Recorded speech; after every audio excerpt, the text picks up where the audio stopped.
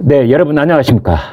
이재명 더불어민주당 대표, 그 다음에 대장동 일당들, 김만배, 유동규, 남욱, 뭐 이런 자들과 함께 얽히고 설킨 그 거대한 블랙 카르텔, 그 전체 음모는 어디까지 뻗어 있는 것일까요? 사실 지금 언론에 보도된 것, 검찰이 수사하고 있는 것은 그 중에 극히 일부일지도 모른다는 생각이 듭니다. 지난 10여 년간, 어쩌면 20년간 그 뿌리 깊게 파고 들어간 이 검은 커넥션, 그 사이에 오고 간 검은 돈들, 그 사이에 일어났던 검은 음모들, 이런 것들의 전모, 지금 국민들께서는 얼마나 알고 계실까, 이런 생각이 드는 아침입니다. 이재명과 관련돼서 김만배가 내가 대법원에 가서 2개를 뒤집어줬다 하는 것이 있었지요. 그 중에 하나는 이제 공직선거법 위반. 그러니까 경기도지사 선거 때 친형의 정신병원 강제 입원과 관련해서 이재명이 거짓말을 했다는 그 형사재판. 이것이 대법원에 가서 무죄로 뒤집어졌습니다.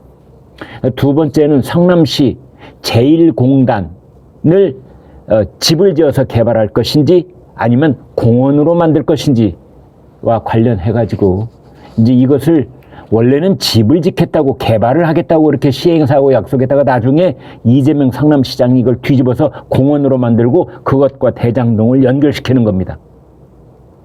이제 이래서 행정소송이 붙었었는데 그것을 김만배가 대법원에 가서 뒤집었다라는 뉴스까지는 나왔었는데 오늘 서울신문 단독 보도를 보니까 이 성남 1공단 공원화 결정과 과정에서 행정소송이 일어나자 김만배 씨가 화천대유 회사 돈 2억 원을 들여서 이재명에게 변호사를 의뢰해 소송을 지원했다라는 사실이 밝혀졌습니다. 김만배 씨가 대장동 사업을 위해서 인허가권을 가진 지방자치단체장의 소송을 도운 모양이 이렇게 됩니다. 그래서 이것이 또 다른 제2의 변호사비 대납 사건으로 비화하고 있는 겁니다. 김만배는 2015년 10월 대형 법무법인 소속 A 변호사를 영입을 해서 행정소송의 법률 자문, 의견서 작성 등을 지원했습니다. 이 A 변호사는 정식 선임계를 내지 않고 이재명 대표 측을 측면 지원했으며 변호사비 2억 원은 화천대유 이성문 대표 이름으로 2016년에 지급된 것으로 그렇게 확인됐습니다. 이성문 화천대유 대표는 김만배하고 성균관대 동문입니다. 성균관대 법대를 졸업한 이성문 화천대유 대표가 바로 이 변호사에게 2억 원을 지급을 했다. 이렇게 확인이 된 것입니다. 그래서 따지고 보니까 김만배는 대법관 인맥을 동원해서 소송 결과를 뒤집었다는 의혹 속에 이러한 새로운 사실들이 밝혀지고 있는 겁니다. 당시 행정소송을 제기한 시행사는 신흥 프로퍼티 파트너스입니다. 신흥 프로퍼티 파트너스. 이 소송은 2011년 성남시장인 이재명 대표를 상대로 냈던 것입니다. 그 사건은 1심은 성남시장 승소였으나 2015년 8월 서울고등법원에서 항소심이 열렸는데 그 결과가 뒤집혔습니다. 그렇지만 대법원은 2016년 그 이듬해죠 2월 달에 2심 판단을 뒤집고 최종적으로 이재명 성남시장이 손을 들어줬습니다. 이제 화천대유는 그 직후에 성공보수를 포함해서 2억 원을 A 변호사에게 지급한 것으로 그렇게 밝혀진 겁니다. 여러분, 우리 정치권은 지금 어디쯤을 표류하고 있을까요? 여의도 기상도는 왜 이렇게 항상 천둥번개가 요란하고 구름비가 내리고 바람이 불고 컴컴하고 도대체 왜 그런 걸까요? 이제 그래서 국민일보가 특별 기획을 하나 했습니다. 정치 보복 논란, 이 원인이 도대체 뭐에 있는가? 이제 이겁니다. 정권이 바뀔 때마다 정치 보복의 논란과 시비가 끊이지 않고 있는데 지난 수십 년 동안 말이죠. 도대체 뭔가 이제 이런 걸 파헤치는 조사를 실시했습니다. 정치 보복 논란의 원인과 그 악순환 고리를 끊어낼 수 있는 해법은 없겠는가? 이런 노력을 해본 것이죠. 여당 쪽에서는 앞선 정부의 불법 행위를 살펴보는 당연한 절차인 것이다 라는 대답을 대부분 낸 반면에 야당 쪽에서는 윤석열 정부의 정치 전략이다 이런 대답을 대부분 내놓은 것으로 그렇게 조사가 됐습니다. 이 신문이 작년 12월 한 달 동안에 걸쳐서 국회의원 300명을 대상으로 설문조사를 했고 그중에 여야 의원 170명의 정치 현안 관련 의견을 취합을 했습니다. 이제 이것을 자세하게 들여다보면은 국민의힘 의원들은 정치 보복 논란의 원인에 대해서 앞선 정부와 야당의 책임을 지목을 했습니다. 반면에 더불어민주당 의원들은 대통령실과 검찰을 탓했습니다. 이번 설문조사에는 국민의힘 의원 67명, 민주당 의원 97명, 그리고 정의당, 시대전환, 무소속 의원 6명, 도합 170명이 여기에 응했습니다. 이제 그래서 노골적으로 물어본 거죠. 한국에서 정치 보복 논란이 반복되는 원인은 무엇인가? 이제 국민의힘 응답 의원들의 55.2%는 앞선 정부의 불법 행위로 인해 불가피하게 할 수밖에 없는 수사다. 이렇게 답변을 했는데 민주당 의원들 중에 78.4%는 앞선 정부에 대한 수사를 통해 국정 운영 동력을 확보하려는 정파적 정치 전략이다. 이런 대답을 했다는 겁니다. 현재 검찰이 진행 중인 이재명 민주당 대표와 관련된 이른바 사법 리스크 수사, 그리고 서해 공무원 피격 사건, 그 이제 문재인 전 대통령과 직결되어 있는 것들이죠. 이제 이것을 놓고 첨예하게 대립하고 있는 정치 상황, 여기에 대해서 여야 의원들이 정반대의 의견을 내놓은 것입니다. 국민의힘 의원들은 또 이런 의견도 압도적으로 많았습니다. 정당한 수사를 정치 보복으로 몰아세우는 정치적 술수, 이제 이러한 비판을 야당에게 했고, 반면에 민주당에서는 검찰의 과도한 권한 및 무리한 수사다, 이런 말을 했습니다. 그런데 여야 할 것 없이 공히 상대방을 정치의 협치의 대상이 아니라 적으로 규정하는 문화가 있다, 이런 대답도 아울러 했습니다.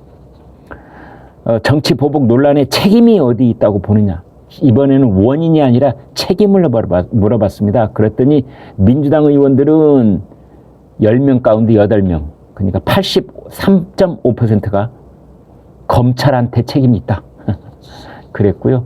국민의힘 의원은 검찰 책임이라고 한 사람이 10% 정도에 불과했습니다. 반면에 국민의힘 의원들은 여야 정당에게 책임이 있다, 앞선 정권에 책임이 있다, 언론도 부분적으로 책임이 있다, 이런 대답들을 내놓았습니다. 그래서 지금 이재명과 관련된 수사에 대해서 국민의힘 국회의원들의 96%는 그 수사는 정당한 것이다, 이런 답변을 한 반면에 민주당은 98%가 정치 보복이다, 이런 답을 내놓고 있다는 겁니다. 저는 이런 조사에 대해서 다른 생각을 갖고 있습니다. 이런 조사는 신문이기 때문에 어쩔 수 없이 기계적인 중립을 취하는 듯한 이런 태도일 텐데요. 그래서 이쪽도 뭔가 잘못이 있고 저쪽도 뭔가 잘못이 있고, 이른바 황희정승식 답변을 유도하는 그 양가 등식을 성립하려고 하는 기계적 중립이라고 하는 이제 그런 굴레에서, 프레임에서 벗어날 수가 없는, 어떻게 보면 하나만한 조사, 라고 비판을 받아도 마땅한 이런 결론이 나오는데 제 생각은 그렇지는 않습니다. 여기는 분명히 옳고 그른 것이 있는 겁니다. 너도 잘못했고 너도 잘못했고 우리 모두 반성하자. 이건 반성하지 말자는 것이나 똑같습니다. 여러분이 지금 생각하시는 것과 제가 생각하는 게 아마 똑같을 겁니다. 이거 왁소나 골이 어떻게 끊냐고요? 확신하게 끊어야죠. 어떻게 끊어야 되느냐? 책임질 자들이 책임져야 되는 겁니다. 두루뭉술하게 덮어놓고 지나가자 또다시 반복이 됩니다. 그래서 이런 것을 확실하게 끊으려면은 법과 원칙에 따라서 정말 한 점 티끌 같은 의혹도 남아있지 않게 그렇게 해야 되는 것이라고 저는 생각을 합니다. 이재명 대장동 관련해서 2차로 소환 통보를 받았죠. 대장동 유례 바로 성남시에 있는 동들입니다. 개발 특혜 의혹 사건과 관련해서 이재명을 피의자 신분으로 딱 정해가지고 27일 혹은 30일 두 날 중에 하루 나와라. 뭐 그걸 조율 중이라고 그래요. 그러니까 설 지나고 바로 이렇게 나오라 한 것 같습니다.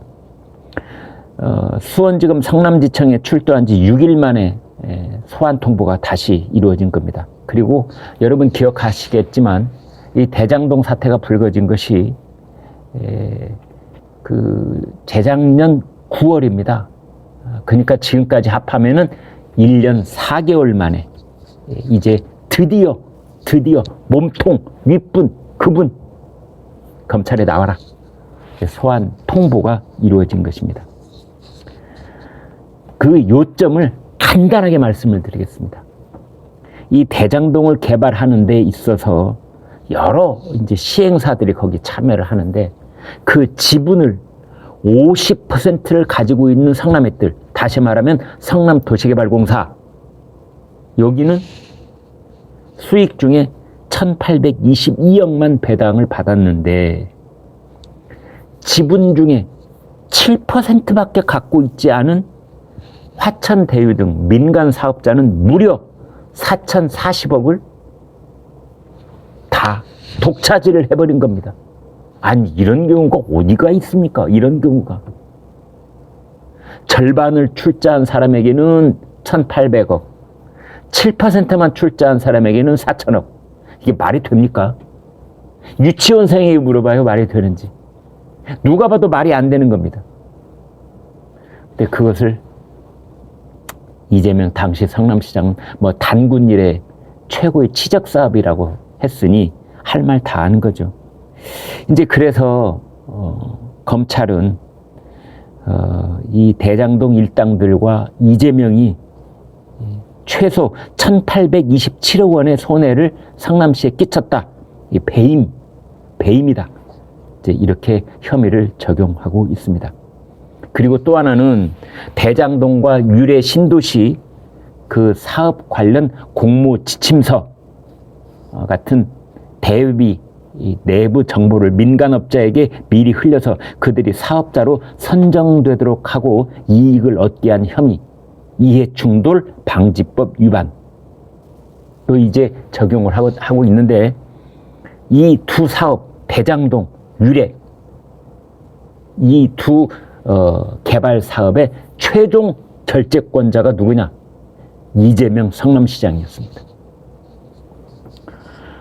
그래서 이제 이재명의 두 최측근이라는 정진상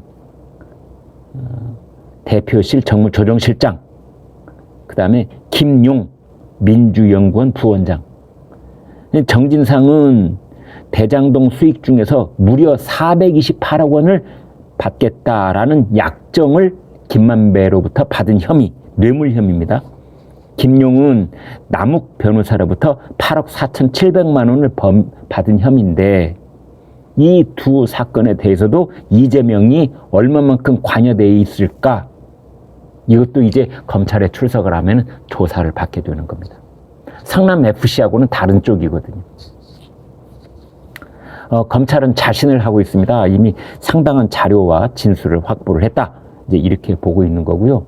그래서 대장동, 위례신도시 이 특혜 의혹 사건하고 그다음에 성남FC 이제 제3자 뇌물죄 이것을 엮어서 그것을 한데 엮어서 구속영장을 청구한다.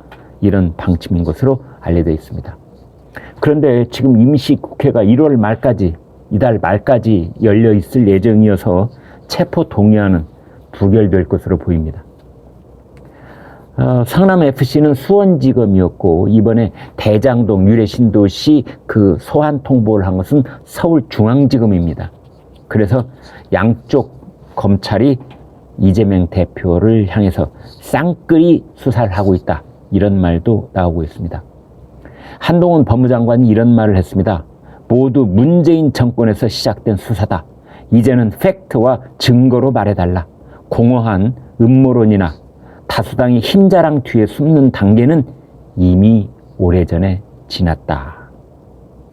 그런데 이제 민주당은 또 발끈하고 있죠. 박성준 대변인 이렇게 말했습니다. 설 밥상에 윤석열 정부의 국정 실패와 무능 대신에 야당 대표를 향한 조작 수사를 올리려는 검찰의 언론 플레이에 강한 유감을 표한다. 그러면서 지금이라도 특검을 통해 실체를 밝히자. 이제 그렇습니다.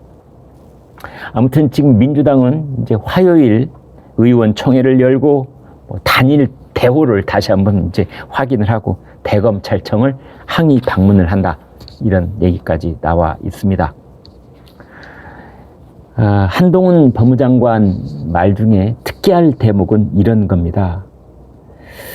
문재인 정권에서 시작됐는데 문 정권이 사적으로 보복 수사를 했다는 말이냐?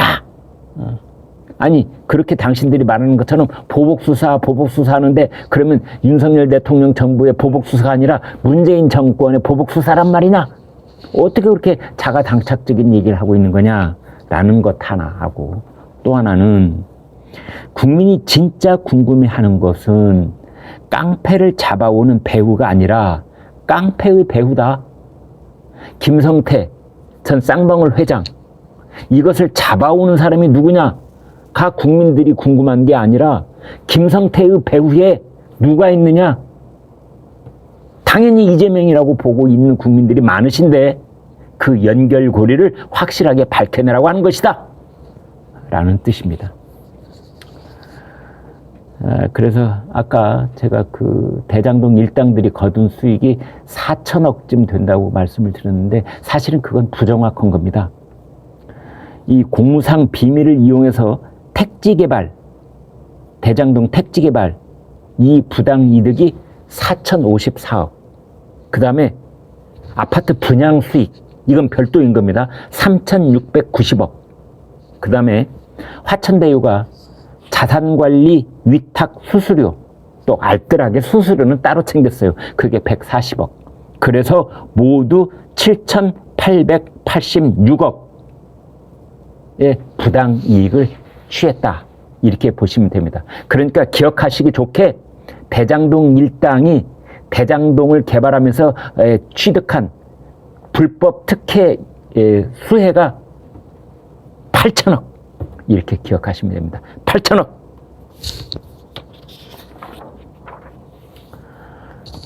이런 소환 통보가 이루어졌는데 이재명 대표는 혐의를 부인은 하고 있습니다만 별다른 입장을 내놓지는 않았습니다. 모처럼 여야 정치인들이 이 말을 맞대고 한자리에 모이는데 그게 바로 초당적 정치개혁 의원 모임입니다. 초당적 정치개혁 의원 모임. 선거구제 개편, 그 다음에 정치개혁을 논의하자 뭐 이래가지고 국회의원회관에서 첫 준비 이 모임을 갖고 회동을 했습니다. 그래서 이제 이 모임을 결성한 의원 총 숫자는 60여 명인데요. 그 중에서 14명이 이제 한 자리에 모인 겁니다. 그래서 당장 정치개혁을 하지 않으면 정치권 전체가 공멸할 수 있다. 뭐 이런 위기감이 표출됐다고 합니다.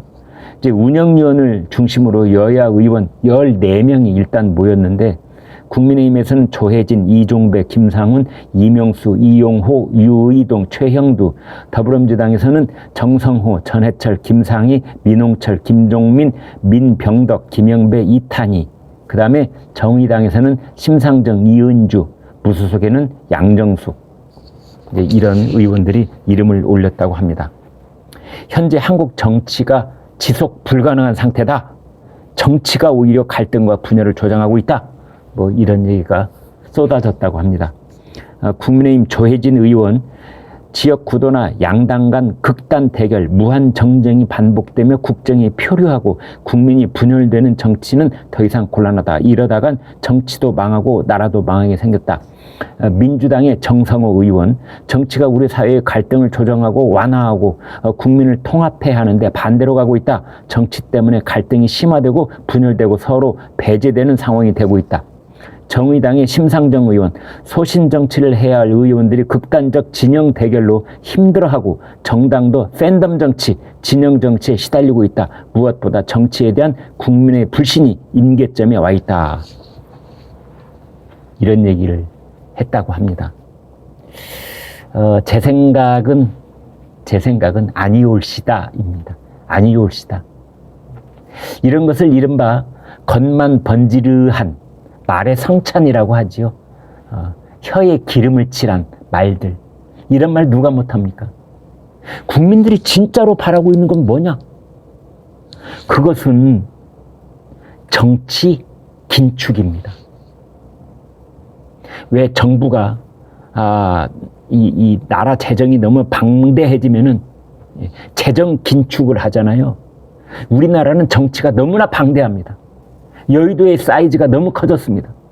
국회의원들 수가 너무 많습니다. 그래서 정치를 긴축하라. 이게 국민 명령입니다. 그러면 어떻게 해야 정치가 긴축되느냐? 그거 아주 쉽습니다. 숫자를 줄이면 됩니다. 뭘 줄이느냐? 의원직 반납 운동, 이거 하지 않으면 뭐 정치개혁 모임?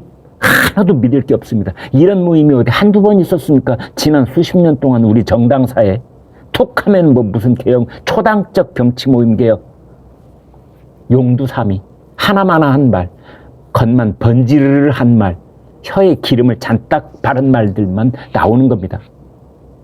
그것이 진정으로 국민에게 다가가려면 의원들이 반납운동을 해라. 의원직 반납운동부터 시작을 해서 특권 반납운동, 불체포 특권, 그 다음에 면책 특권, 세비 반납운동, 무부수 명예직 세비 반납운동, 보좌관 반납운동, 관용차 반납운동, 4대 반납운동 해라. 그러면 인정하겠다. 지금 그 국회의원 수가 300명쯤 되는데 저희 그 시청자들께서 가지신 의견을 이렇게 종합을 해보면 100명에서 200명 사이쯤으로 줄여라 이겁니다. 의원직 반납운동, 특권 반납운동, 세비 반납운동, 보좌관 반납운동, 관용차 반납운동. 이거가 아니라면 하나도 믿을 수 없다라는 의견을 우리 국민들께서는 가지고 계십니다. 한국하고 일본이 이르면 4월부터 올 봄부터 북한 미사일에 관한 정보를 실시간으로 공유하기로 했다고 합니다. 늦어도 다음 2월 달에 한미일 3자 안보 토의를 개최하기로 했습니다. 그동안에 한국과 미국, 미국과 일본 이렇게 공유 체계는 있었는데 이제는 한국과 일본도 공유 체계를 갖도록 한 것입니다. 그래서 어제 한국과 일본 징용 해법에 관한 국장급 협의도 있었습니다. 윤석열 정부 들어와서 드디어 한국과 일본 관계가 한일 관계 정상화 그 수순을 하나씩 밟아가고 있는 것 같습니다. 매우 올바른 방향이라고 보여집니다. 정부가요, 이 건설 현장의 노조 불법 행위를 전수조사를 하고 있습니다. 대한건설협회, 한국주택협회, 대한전문건설협회, 이런 건설 관련 단체 7곳하고 함께 이달 초부터 13일까지 약 2주 동안 국토교통부 요청으로 건설 현장 불법행위 긴급 실태조사를 했습니다. 그랬더니 모두, 여러분 놀라지 마십시오, 843개, 843개 업체에서 신고가 쏟아졌습니다. 노조가 채용을 강요하고 돈을 강요하고, 노조 보복이 두려워 대부분 회사는 피해 접수를 꺼린다. 그런데도 불구하고 2주 만에 800곳이 넘는 회사에서 피해를 신고한 것은 그만큼 많은 현장에서 불법 행위가 만연돼 있다는 뜻이다. 그 불법 행위를 유형별로 보면은 첫 번째, 노조가 회사에 하는 강요입니다. 첫 번째, 채용 강요, 노조 장비 사용 강요, 타워 크레인 기사 원래비 지급, 노조 발전 기금 전임비 요구, 공사 현장 출입 방해 및 현장 점거, 레미콘 기사 집단 운송 거부, 뭐 이런 것들입니다. 이제 이와 관련해서 한 이 노무법인의 대표 노무사가 이런 말을 했습니다. 노조의 불법 행위는 현장 한 곳당 여러 종류여서 헤아리기도 힘들다. 법은 이미 갖춰져 있으니 정부가 법과 원칙에 따라 이를 뿌리 뽑아야 한다. 그래서 노사관계 또 역시 정상화를 해야 된다. 이런 것이 차근차근 이루어져 가고 있다는 생각을 해봅니다. 네, 여러분 구독, 좋아요 부탁합니다. 고맙습니다. 안녕히 계십시오.